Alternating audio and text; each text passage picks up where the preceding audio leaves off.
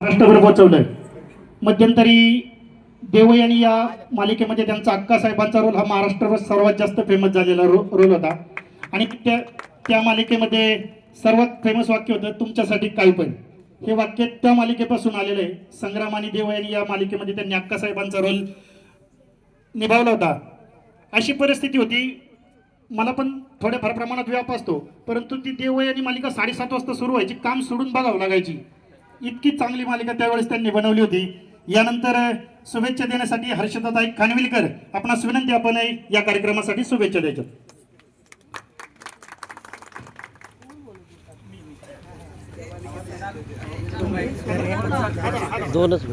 दोन मिनिट.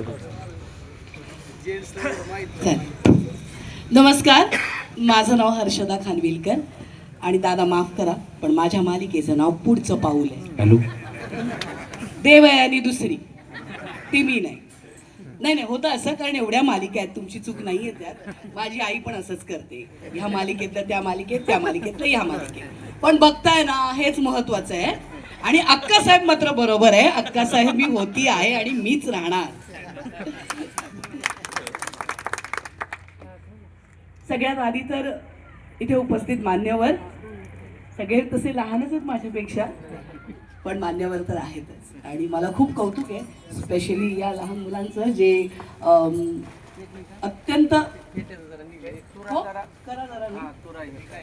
नाही बरं फोटो काढतात ना, ते टाकतील ना म्हणे सगळी. बाई हल्ली इतकी काळजी घ्यायला लागते ना. बरोबर, आता बरोबर दिसतंय.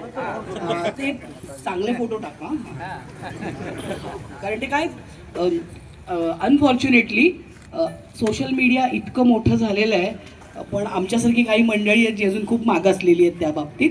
त्यामुळे ह्या मुलांचं खरंच कौतुक आहे. खूप कॉम्पिटिशन आहे आणि त्यात ही लोक अशा पद्धतीने जम बसवत आहेत आणि इन्फ्लुएन्सर्स होत आहेत की खरंच खूप कौतुक आहे. आणि इतक्या वेगवेगळ्या विषयांवर आपापले ब्लॉग्स, आपापलं चॅनल सुरू करतायत आणि त्यात अगदी दैदिप्यमान यश मिळवत आहेत.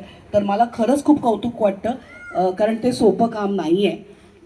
हां, तर सगळ्यात आधी तर केतन महाराज, मला खरं तर आता त्यांना महाराज म्हणताना पण कसं वाटतं, माझ्या मुलासारखं आहे तो, तर मी तुला अरे तुरे केलं तर चालेल ना. तर मला इथे आमंत्रित केल्याबद्दल सगळ्यात आधी तुझे आभार. योगीराज पथसंस्थेचे आभार, खूप साऱ्या शुभेच्छा.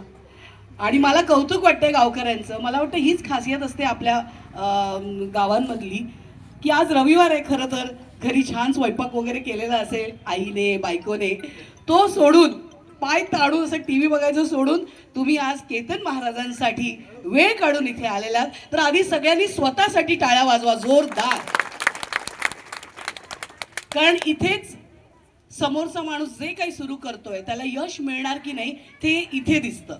म्हणजे जसं आम्ही म्हणतो की टीव्ही बघतायत की नाही, गुरुवारी ना नंबर्स येतात आमच्याकडे की कुठली मालिका किती पाहिली गेलेली आहे. जितके नंबर जास्त म्हणजे खूप लोकांनी पाहिली आहे.